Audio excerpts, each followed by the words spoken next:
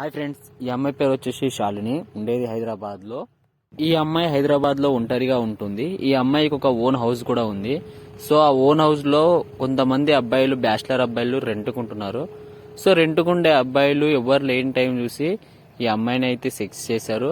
So ఈ అమ్మాయి పెద్ద మనిషి అయ్యి 10 రోజులు కూడా కాలేదు. అప్పుడే ఈ అమ్మాయి అందాన్ని చూసి ఆ అబ్బాయి కలిసి సెక్స్ చేశాడు. అలా ఒక్కసారే కాదు, ఒక్కసారి చేయించుకున్నందుకు తనకు కూడా ఆనందం వేసి ప్రతిసారి చేయించుకుంది. సో ఇప్పుడు తను ఏంటంటే ఆ అబ్బాయి రూమ్ ఖాళీ చేసేసి వెళ్ళిపోయాడు. సో తనకి ఇప్పుడు వచ్చిన వాళ్ళు ఫ్యామిలీ వచ్చారు పక్కన రూమ్ లో.